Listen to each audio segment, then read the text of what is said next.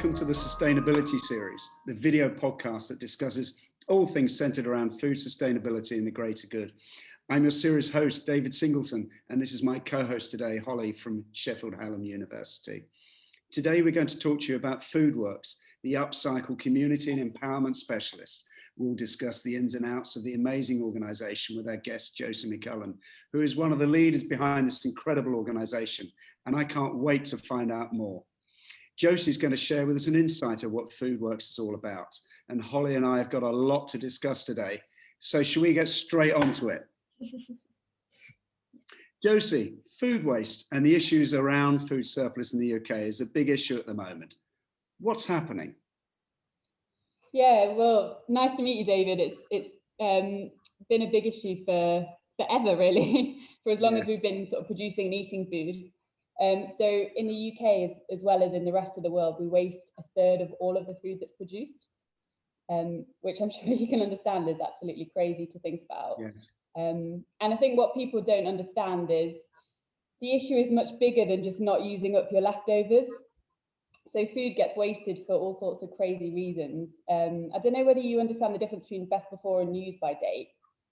Take us through it. I think that's a myth to many, isn't it? It's so much food goes in the bin because of that all-important date to the supermarket on the label, isn't it? Why didn't you talk to us about that? Yeah, sure. So I think a lot of people don't really understand what the difference is, and that's why a lot of food does get wasted. So use by dates need to be paid close attention to. So they're a real marker of food safety. So you get those on lots of perishable items like dairy products and meat. But best before dates are really just a manufacturer guaranteeing that the food is going to be of optimum quality before that date. But lots of people will throw away tin cans, bags of sugar, nuts, dried fruit, all sorts of store cupboard essentials, which are actually in perfect condition just because they've passed this arbitrary date. So this is a real issue, and we see lots of food past its best before date, which is in great condition. But there are also lots of other crazy reasons in the food system why food gets wasted. I'll give you a few examples if that's okay.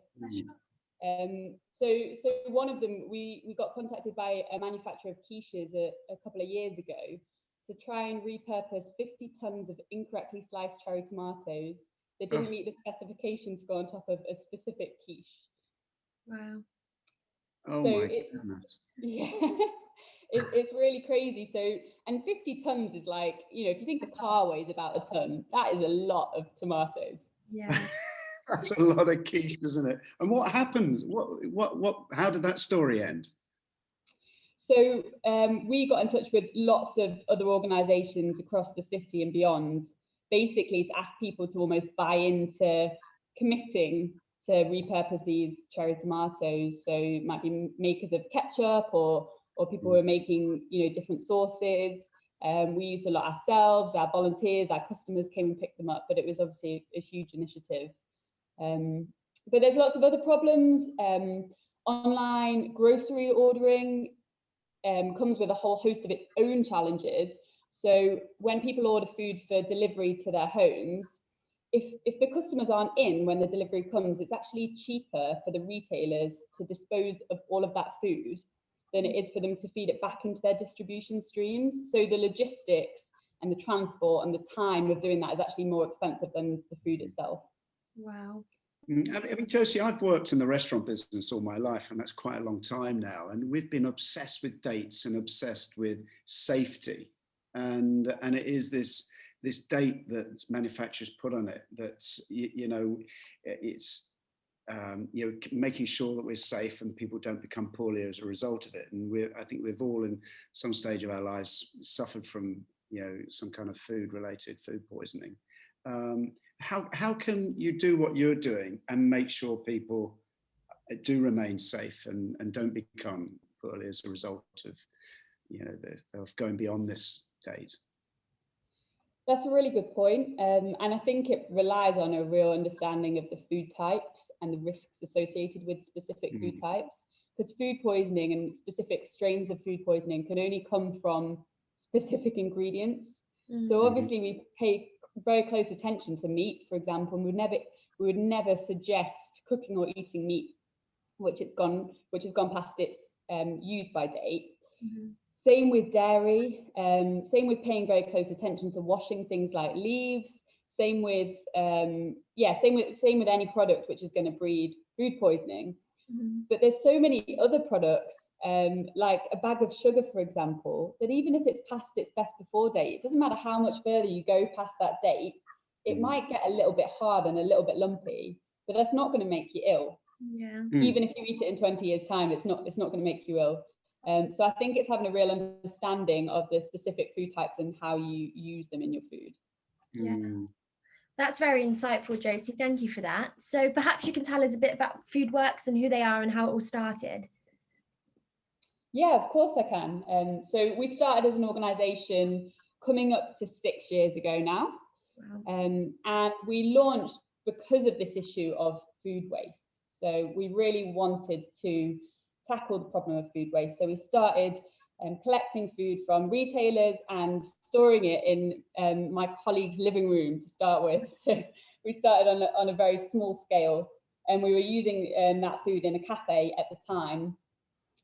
And it's quite interesting to think about the problem, because we thought when we started that we could build a relationship with these retailers where they'd realize the problem and start reducing their own waste.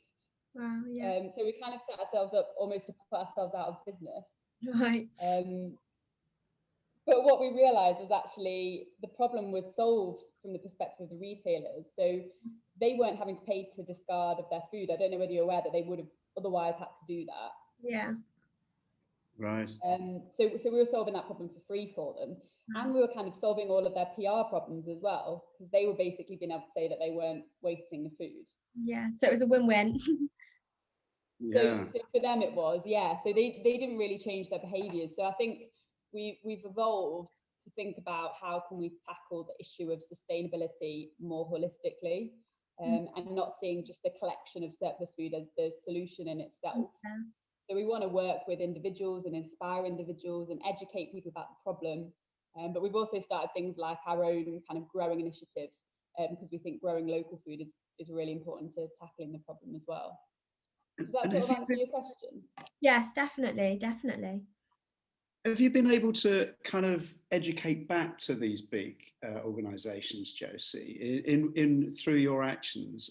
Have they changed anything as a result of how they manage their, I suppose, product range or ordering or anything like that? It's a really good question, David. Not that I've seen. Really? It's quite crazy. And I think there's a little bit of a disconnect within those organisations themselves between the people that are making the decisions about what happens and the people that are actually discarding of the food, normally at a supermarket level. And is that because of what you're taking from them is so small to them, but so meaningful to you? Yeah, it's this almost this dichotomy, really, isn't it? You know, this is a big deal for you because you're able to help kind of people that are less privileged or have fallen on hard times, perhaps. But to the Waitrose and the Aldis, you know, it's insignificant to them. I think there's an extent to which that's true. I also think the retailers often care about two things, I guess. One is the commercial element of how much money are they making, what's the bottom line, but also what do they look like? So the PR angle of, do they look like they're doing the right thing? But on a cynical level, I'd question whether do they actually care about the environmental impact that they're having? And that's the point at which you say, well, maybe this doesn't quite always match up perfectly in terms of our profit margins, and it might not always make the most sense to do this, but actually we're, you know, making a commitment to, I guess, to act in favour of environmental concerns. It's almost a two-way connection, really, isn't it? With them, with the understanding of them, knowing where it's going, and with the purpose that you're doing and paying it forward for people, really, isn't it? You keep mentioning sustainability, Josie. Yeah, is that your driving force? Is that your North Star for FoodWorks, if you like? Is it sustainability? Is it waste? Is it helping others? What is it? So yeah, good question. I'd say it was sustainability. So we're focused on building a world where food is both produced and used sustainably. But that means that food is used to nourish the planet, but also the people that exist. So there's no point in having a sustainable food system it's not a sustainable food system if people aren't fed. So that is an important part of it as well. Talk to us, if you can, about poverty. It's a big word, isn't it, in the UK? You know, we think of poverty, we think of Ethiopia perhaps, or some of these, real deprived nations. What about poverty in the UK? What does that mean?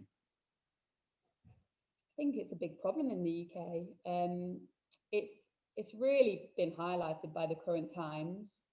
So we were very aware as an organisation that there were lots of people struggling financially and struggling for food prior to COVID. But as soon as COVID hit in kind of March time, our phone lines, our Facebook messages, our email accounts went crazy with individuals who were genuinely calling up and saying, I'm stuck, I've lost my job, I can't afford food. Wow. So I think it really is an issue. And while I think the message is sometimes a little bit confused and people often have this perception that we're a poverty organisation, that's not kind of our real core focus, but we have had to think about what's needed in Sheffield and in the UK at this time and what we can do to support some of those people that are in really difficult situations, because I think the issues are rife. I don't know whether you've come across more of those challenges in the last kind of year or so. Yeah. So how would you say that FoodWorks has adapted to the COVID pandemic? So we've changed drastically as an organisation. Prior to March last year, we had a catering business. We were catering for weddings. We ran public dining events. We had our own cafes. We run a schools programme. We had to shut all of those things down. So virtually overnight, our whole project kind of collapsed isn't the right word, because we absolutely didn't collapse. But all of our operations changed. And as a team, we kind of put our heads together and thought, what can we do? How can we solve these issues? What capacity do we have to make food accessible to Sheffield? So we did a few things. We changed what previously was our supermarket into providing surplus boxes. So we've gone now from providing about 50 grocery boxes a day to now way over 120 grocery boxes a day, 7 days a week. So it's been massive in terms of that. And we're also cooking frozen meals. So we cook meals from surplus and locally grown ingredients. They get frozen and then distributed to people across the city. And together with the meals and boxes, we've done way over 60,000 in the last kind of 9 or 10 months. That's amazing. That is extraordinary, isn't it? And this is a voluntary organisation, is it, or not for profit, or how do you run? Yeah, so we're a not-for-profit social enterprise, and we absolutely rely on our volunteers.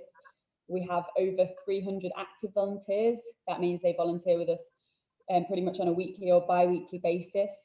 And our volunteers do absolutely everything in the organisation. They drive and collect food from retailers and manufacturers. They organise the food in our central warehouse. They work as our shopkeepers. They are our chefs. They do elements of our customer service. They even do our volunteer admin, so volunteer coordination on our email system as well. So, and your plant, you say you have a warehouse and vehicles. How are they supported? Do you mean financially, David? Yeah.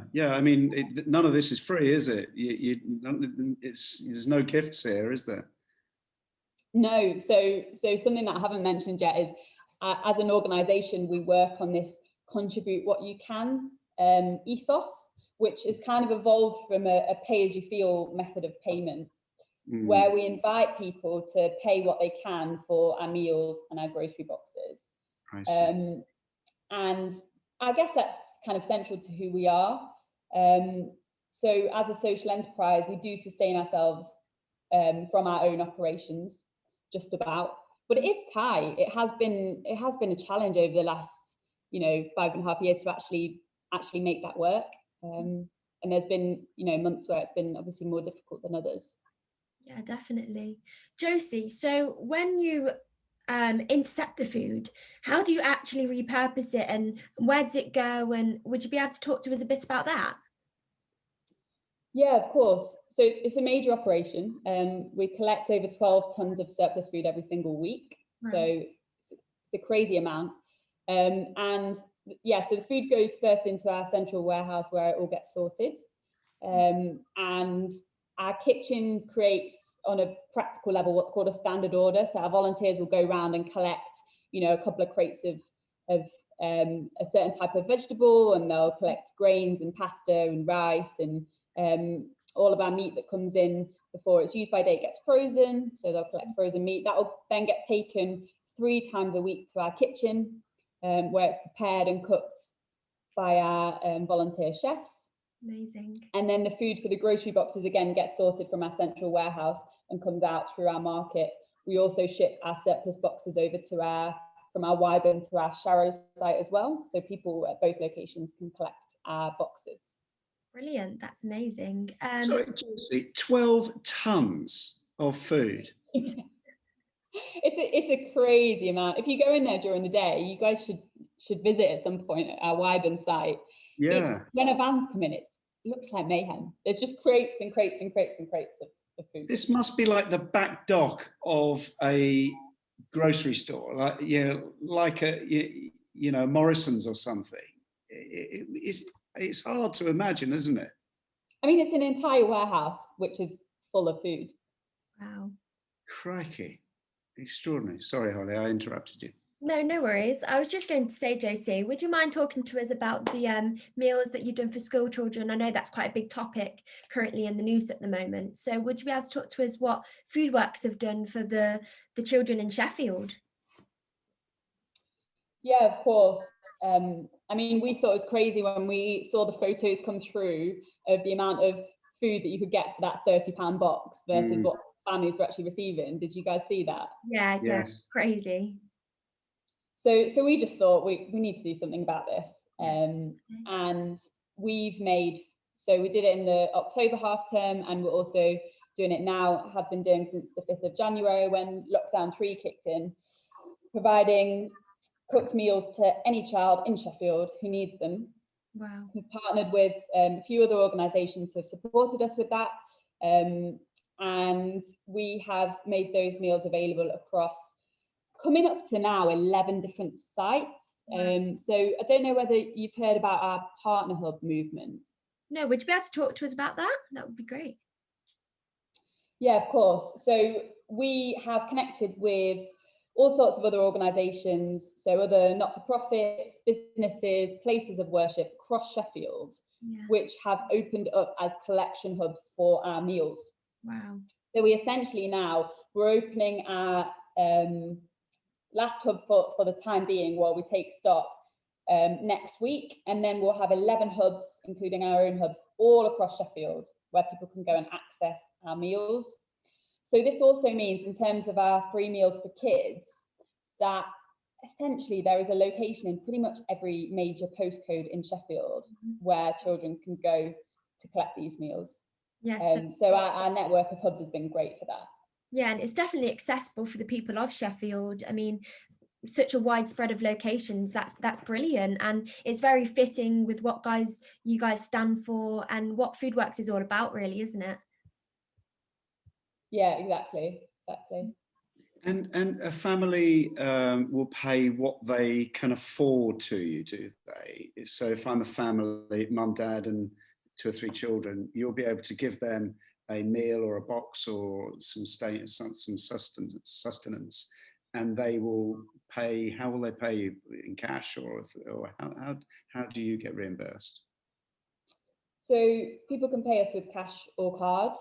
So while we have this contribute what you can concept, we do have a minimum donation for most of our items, and that minimum donation is at £1. So that's £1 for an entire box of groceries, or £1 for a cooked home cooked meal. That's just really to make sure that we can afford to stay open, because obviously we've still got to pay the rent, pay the bills, but it kind of barely really covers the costs of what it costs to produce those things. But when you're talking about a family, if the children were to come, they could obviously get the meals for free. How does working for Foodworks make you feel? What do you get out of it, essentially? I love working for Foodworks. There's a real range of people involved in the project. So we have over 50 different nationalities in our volunteer base, and so many stories of people from all different walks of life.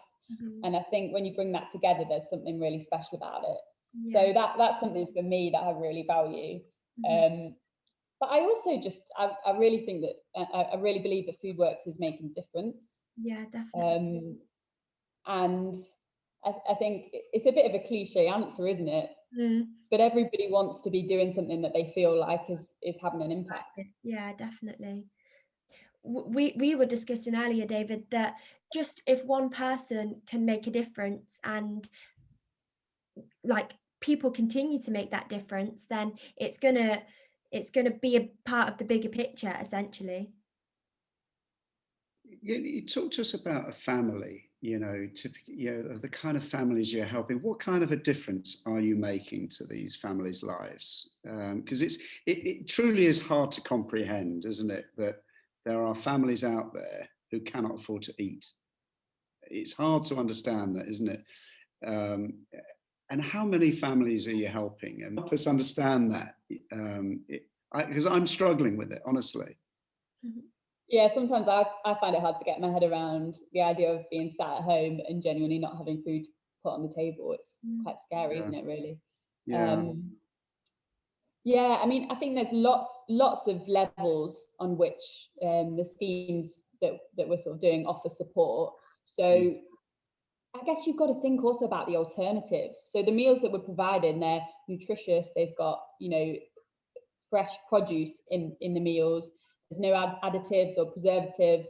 So I think in terms of, particularly on a level of children getting nutritious food, it's really important. But also just having food to put on the table. And I think at the moment, with the mixture of some people working from home, kids working and doing school from home as well, having a meal that you can just put in the microwave and it's going to be ready and the family's going to be fed has been really valuable as well. In terms of the numbers of people that we're reaching, we're giving away at least 250 free meals each week at the moment. Wow. So that, when you think about it, across how long has lockdown been now? I lose track, about 6 weeks. So that's 1,500 free meals so far, just in this lockdown alone. And that goes such a long way. Yeah, and these are really like kids that aren't eating, because there is a level of stigma around coming and collecting them. You know, we thought we'd have more people come and collect them and take advantage, but actually it's sad to see that people are sometimes a little bit embarrassed about needing that support. What do you say to those people, Josie? If there's a message we can help get out there in a small way, if we were to kind of cut a segment from here now to those people who are afraid to, can say, I'm hungry, and I don't know how to deal with this. What kind of message could we kind of cut from this and put out? It's a good question. I think everybody's struggling in different ways. I don't think it's anything to be ashamed of. Yeah. In the same way that we're encouraging people that, most people in our society go through mental health challenges. In the same way, if you can't afford to eat, that's not something that you should be embarrassed about. Sure. And I think there has been a movement during the last year of people saying, let's come together, let's support each other, let's help each other, let's join together as a community and and offer that support. Yeah. And I think this is an extension of that. And what if you don't have a table? What if you're homeless? And you don't have a home? And in comparison, they're the kind of lucky people that they might have a roof over their head, but they can't afford to eat. And for those people who don't have a roof over their head, are you able to help them as well? Yeah, we are. So I would probably suggest going to our Sharrow site, which is where our main kitchen is. So if you visit our Sharrow site, you can take away a hot meal, so a hot takeaway meal. So that's probably what I'd recommend. Yeah, that's amazing. And how many homeless people are you helping a month, would you say? It's a good question, David. I don't know, is my honest answer. I don't know. Yeah. Josie, would you be able to tell us, in terms of FoodWorks, what sort of donation would help feed a certain amount of children? So just some statistics that we can really familiarise ourselves with. Yeah, of course. Every £10 that's donated helps us save 15 kilograms of food from landfill. Wow. And I'm trying to work out how many meals exactly. Obviously, it depends what ingredients are used. With 15 kilograms of food, make at least 20 meals. Wow. Wow. So for every £10 of donations, that's 23 meals worth of ingredients. Wow. That we can make available. That's just so insightful, isn't it? It's just crazy. Nobody realizes how far a donation can really go for somebody that might really need it. Yeah, I mean, the donations that we've had over the last year have really been fundamental to enabling us to do what we've done as an organisation. You know, when you asked earlier, David, about where do we get money from, obviously we have an incredible amount of volunteer support, which has really been instrumental. But we've also been incredibly grateful for the range of people that have actually stepped up to say, yeah, I might not be able to volunteer, but I can support you financially. Yeah. So, Josie, would you say the easiest way people can help is to donate? I'd say at the moment it's a really interesting time, because previously we would have obviously always encouraged people to come and volunteer. Because of the number of people on furlough and really looking to do something to help, we've actually got a waiting list for volunteers at the moment, which is something that we've never had. That's amazing.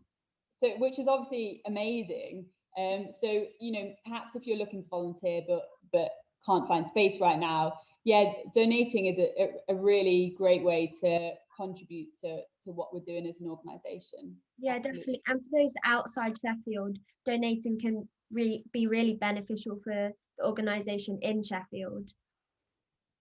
Yeah, exactly. You know, and as a small organisation, we're really able to harness those donations and think, you know, how can we expand? A certain amount of donations, you know, means, oh, well, we can open up another partner hub because we have the equipment and the resources to cook more meals to send out to that partner hub. And that means that there's then another community of people in Sheffield that are getting access to this food. Yeah. So they really do make a difference. It definitely branches out to the bigger picture, definitely. And do you have other boroughs or cities asking you for how you've done what you've done? Are you able to help other people? Are you finding that? Yeah, we have a network of similar organisations across the UK that collaborate and discuss some of these issues. And yeah, we like to be really transparent about how we do what we do. And when people contact us, we're always very enthusiastic about having conversations about how we've got to where we are. You know, because we're not really in competition with those organisations. We want people to be doing stuff across the UK. So yeah. Yeah, that's brilliant. So just to wrap up, if anybody would like to donate, you can find the donation page in the video description. We would really appreciate any help, as with Josie, for the bigger picture of FoodWorks. So please don't forget to forward your confirmation email to the sustainability series to be entered into our competition. Amazing. Josie, thank you so much. I've learned so much about the FoodWorks and what you do, and the amazing work you're doing with Sheffield, and the amazing work you're doing supporting the students at Sheffield Hallam University as well. I know they're getting a lot out of working with you too, and I'm sure this is helping you both. So with that, this is Holly and David with the the sustainability series, episode 1. Look forward to seeing you all again soon. Thanks, guys. Yeah.